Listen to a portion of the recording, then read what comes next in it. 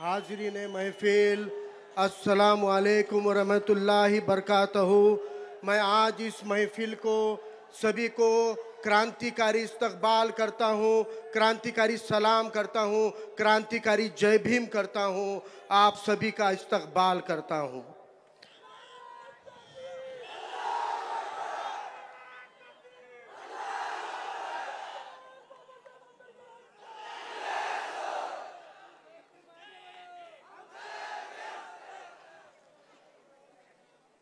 आज के इस महफिल के वंचित बहुजन आघाड़ी के इस भारत के मुस्तकबिल के आज के रूह रवां, इस भारत की सबसे बुलंद तस्वीर वंचित बहुजन आघाड़ी की राष्ट्रीय क़यादत आली जनाब प्रकाश अंबेडकर साहब मंच पर मौजूद, इस प्रोग्राम को इनेकाद करने में जिन्होंने अपनी जुस्तजू और तड़प के साथ में इस प्रोग्राम का इनेकाद करने का हौसला दिखाया, वो मेरी बहन राज्य कार्यकारिणी के साथी दिशा पिंकी शेख, राज्य कार्यकारिणी के उपाध्यक्ष किशन राव जी चौहान जी, हमारे युवाओं की दिल की धड़कन आली जनाब सुजात अंबेडकर साहब, अभी अभी जिन्होंने यहाँ पर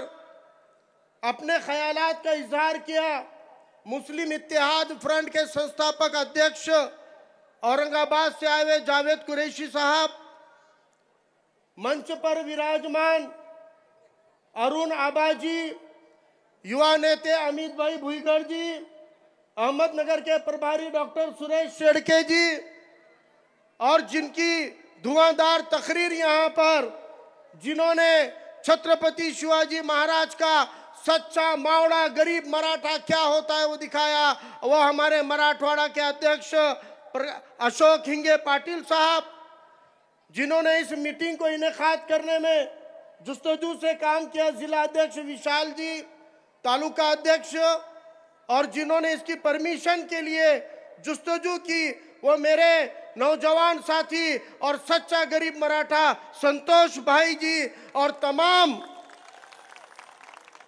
पुलिस डिपार्टमेंट का, और इस जगह जहां पे ये जलसा हो रहा है यहाँ के जितने व्यापारी मित्र मंडल हैं, मैं उनका इब्तिदा में ही वंचित बहुजन आघाड़ी की तरफ से और आली जनाब प्रकाश अंबेडकर साहब की तरफ से शुक्रिया अदा करता हूं कि इस प्रोग्राम की खातिर आज आपने अपनी दुकानें बंद रखकर हमको ये जगह फराहम कराई। हम आपका शुक्रिया अदा करते हैं।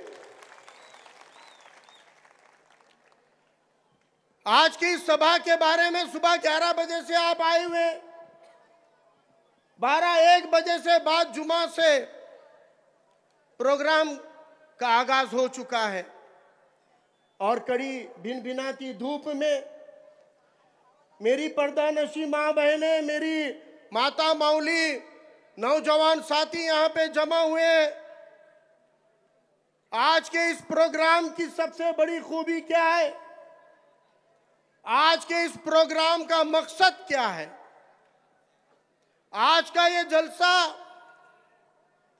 हमने किसी धर्म के खिलाफ नहीं लिया है, हमने किसी जाति के खिलाफ नहीं लिया है। आज का ये जलसा किसी एक सियासी पार्टी के खिलाफ भी नहीं है। आज का ये जलसा मजलूमों के इत्तेहाद का जलसा है, जो ये दिखाता है कि अब इस मुल्क के अंदर दलित, पिछड़ा, शोषित, अक़लियती तबका आपकी बांटो और राज करो की नीति को समझ चुका है, और अब इस महाराष्ट्र की सरजमी पर मुत्तहिदा तौर पे इत्तेहाद की सियासत होगी, एकजुटता की सियासत होगी, और इन वंचितों के, बहुजनों के इस संघर्ष के साथ में भारत का मुसलमान ताकत से खड़ा हुआ है। यहां पर यह भारत का मुसलमान दुनिया के दिगर मुसलमानों से उम्दा मुसलमान माना जाता है, क्योंकि भारत का मुसलमान कौन है? जिसके सीने में मुसलसल ईमान और हाथ में बाबा साहब का संविधान। फुले शाहू अंबेडकर के धरती पे फिरका परस्तों के छाती को चीर कर खड़ा हुआ इंसान भारत का मुसलमान है। और भारतीय मुसलमानों के साथ अक़लियती तबकों के साथ फिरका परस्त और जातिवादी ताकतों ने जो साजिशें रची है, उन साजिशों को तोड़ने का वक्त आया है। आज अलग अलग साजिशें रच के कोशिश हो रही है कि फुले शाहू अंबेडकर की धरती के अंदर फसाद बर्पा किया जाए, दंगे कराए जाए, आगजनी कराई जाए। लेकिन इन साजिशों को अब तक पिछले 9 सालों में मुसलमान ने अपने दूरंदेशी के साथ, हिकमत के साथ, सब्र के साथ टालने का काम किया है। और आली जनाब प्रकाश अंबेडकर साहब मुख्तलिफ पत्रकार परिषदों के माध्यम से, मुख्तलिफ जलसों के माध्यम से ये भारत के मुसलमानों से अपील कर रहे हैं कि जिस तरह आपने 9.5 साल सब्र किया, आप खाली 2 से 3 महीने सब्र करो। इंशाल्लाह ये चड्डी ग्यांग को यहां से हकालने का काम हम करेंगे।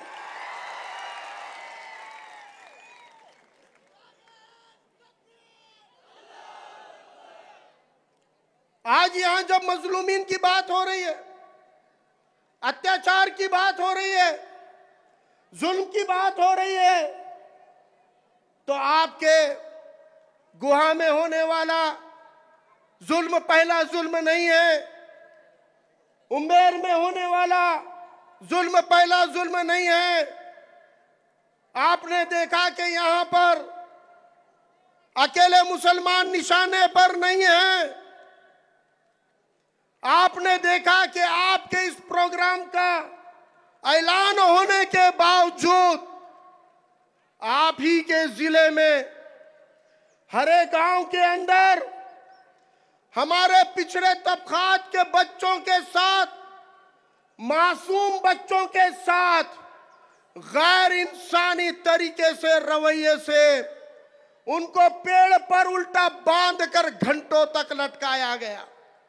इल्जाम क्या है कि किसी के कोई कबूतर चोरी हो गए, किसी के कबूतर चोरी हो जाते हैं और वो हमारे पिछड़े पसमानदा तबकात के हमारे एक बौद्ध भाई के बच्चे के साथ उल्टा लटका के उसको 5 घंटे उल्टा उल्टा लटका के इस तरह पीटा गया कि हाथ और पैर बांध कर लटकाने से उसका हाथ जड़ में से उखड़ने को आ गया है। उनके ऊपर लेटा के पेशाब किया गया, उनको थूक चाटने को कहा गया। और अभी सुजात दादा अंबेडकर ने कहा, इसी पश्चिम महाराष्ट्र के सातारा जिले में हमारी एक मातंग बहन को चारे के लिए दिए वाले पैसे वापस मांगने पर रास्ते पे लिड़ा कर मारा गया। बेहोश होने तक उसको पीटा गया, मारा गया, कुचला गया। इस अहमदनगर में आज जहां मुसलमान निशाने पर है, यह अहमदनगर के अंदर पिछले 30 साल की तारीख उठाकर देखो। पिछले 30 साल में फुले शाहू अंबेडकर के महाराष्ट्र में सबसे ज्यादा दलित अत्याचार किसी जिले में हुए हैं तो वो इसी अहमदनगर जिले में हुए हैं। ईसाई भाइयों के ऊपर सबसे ज्यादा हमले अगर महाराष्ट्र में कहीं हुए हैं तो वो अहमदनगर जिले में हुए हैं। इसीलिए हमको एक चीज समझनी है, मैं आपको झंझोड़ के कहना चाहता हूं कि जुल्म की किसी से रिश्तेदारी नहीं होती है। अत्याचार किसी एक धर्म एक जाति का नहीं होता है। अत्याचार एक ज़हनियत होती है, एक टेंडेंसी होती है, एक वृत्ति होती है, और हमें ऐसी वृत्ति के खिलाफ लड़ते वक्त मुत्तहिदा तौर पे लड़ना पड़ेगा। हमको दिगर मजलूमीन के साथ खड़ा होना पड़ेगा।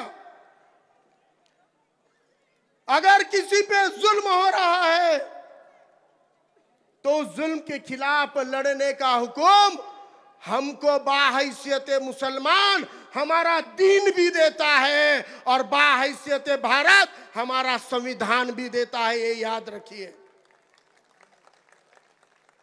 मजलूम के हक में खड़े रहने का हुक्म है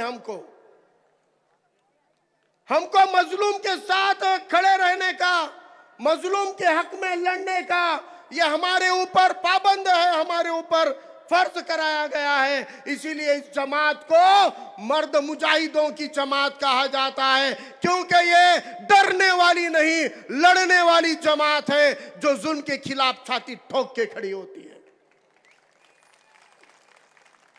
कहां गई आपकी ईमान की कुव्वत? आपके ईमान की फंडामेंटल ड्यूटी है। मसावत का पैगाम आपके ईमान का फंडामेंटल अधिकार है और आपकी ड्यूटी है।